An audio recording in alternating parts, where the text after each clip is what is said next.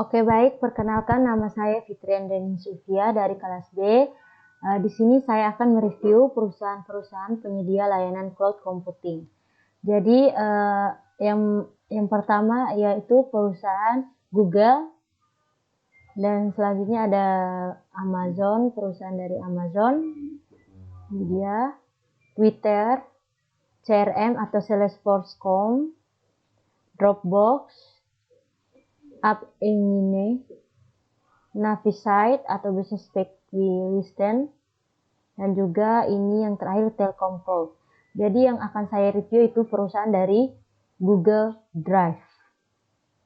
Nah, untuk cloud computing atau komputasi awan merupakan gabungan pemanfaatan teknologi komputer atau komputasi dalam suatu jaringan dengan pengembangan berbasis internet atau awan yang mempunyai fungsi untuk menjalankan program atau aplikasi melalui komputer-komputer yang terkoneksi pada waktu yang sama. Tetapi, tak semua yang terkoneksi melalui internet menggunakan cloud computing. Jadi, teknologi komputer berbasis sistem cloud ini merupakan sebuah teknologi yang menjadikan internet sebagai pusat server untuk mengelola data dan juga aplikasi pengguna. Teknologi ini mengizinkan para pengguna untuk menjalankan program tanpa instalasi dan mengizinkan pengguna untuk mengakses data pribadi mereka melalui komputer dengan akses internet. Jadi berdasarkan jenis layanannya, cloud computing dibagi menjadi berikut ini. Yang pertama itu Software as a Service atau yang disebut dengan SaaS.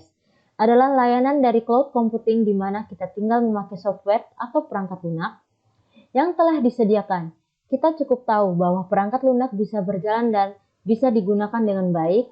Dalam perkembangannya, banyak perangkat lunak yang dulu hanya kita bisa dinikmati dengan menginstal aplikasi tersebut di komputer kita atau on-premise. Mulai bisa kita nikmati lewat cloud computing. Keuntungannya, kita tidak perlu membeli lisensi dan dengan tinggal terkoneksi ke internet untuk memakainya.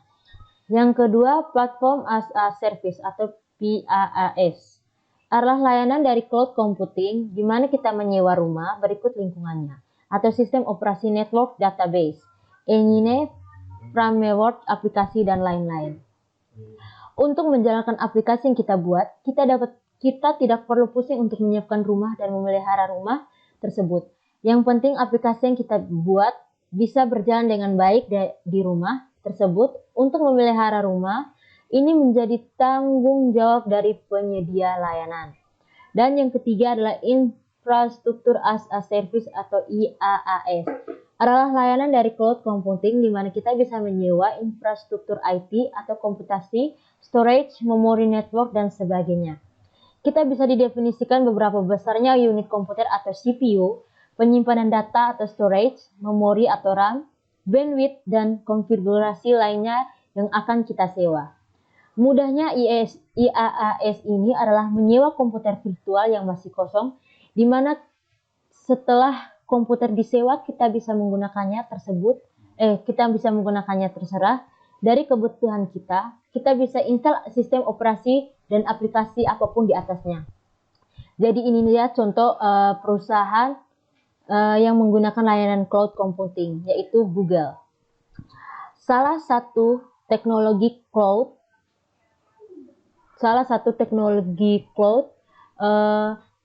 computing terdapat pada salah satu fitur yang ditawarkan oleh Google, yaitu Google Drive. Google Drive adalah layanan cloud storage yang dimiliki Google. Google Drive diluncurkan pada tanggal 24 April 2012. Sebenarnya Google Drive merupakan pengembangan dari Google Docs. Google Drive memberikan kapasitas penyimpanan sebesar 5 GB kepada setiap penggunanya. Kapasitas tersebut dapat ditambahkan dengan melakukan pembayaran atau pembelian storage. Penyimpanan file di Google Drive dapat memudahkan pemilik file dapat mengakses file tersebut kapanpun dan dimanapun dengan menggunakan komputer desktop, laptop, komputer tablet, ataupun smartphone. File tersebut juga dapat dengan mudah dibagikan dengan orang lain untuk berbagi pakai ataupun berkolaborasi dalam pengeditan. Jadi fitur-fitur Google Drive yaitu yang pertama, penyimpanan gratis sebesar 5 GB. Google Drive memberikan fasilitas penyimpanan sebesar 5 GB kepada penggunanya dengan cuma-cuma untuk menyimpan dokumen baik berupa gambar, video, musik, ataupun file-file lain. Yang kedua, memungkinkan membuat dokumen. Pada fitur ini, Google Drive memungkinkan para penggunanya untuk membuat dokumen seperti mengolah data, mengolah angka, membuat presentasi, form, dan dokumen lainnya. Dan yang ketiga, berbagi file. Google Drive memudahkan untuk berbagi file dengan orang lain, dan juga memudahkan orang lain untuk melakukan pengeditan terhadap file yang kita buat. Yang keempat, terintegrasi dengan layanan Google lainnya. Para pengguna layanan Google lainnya akan dapat merasakan kemudahan dalam manajemen file dari Google Drive. Karena Google Drive secara otomatis terintegrasi dengan layanan Google lainnya. Yang kelima, fasilitas pencarian. Google Drive memberikan layanan pencarian yang lebih baik dan lebih cepat untuk para penggunanya dengan menggunakan kata kunci tertentu. Google Drive juga dapat mengenali gambar atau teks dari dokumen hasil scan. Yang keenam, menampilkan berbagai file, lebih dari 30 tipe file yang dapat dibuka untuk ditampilkan oleh Google Drive, termasuk file, video, image, dan lain-lain. Tanpa mengharuskan pengguna untuk mengunduh dan menginstal software yang sesuai dengan tipe atau ekstensi file tersebut. Dan yang terakhir adalah menjalankan aplikasi.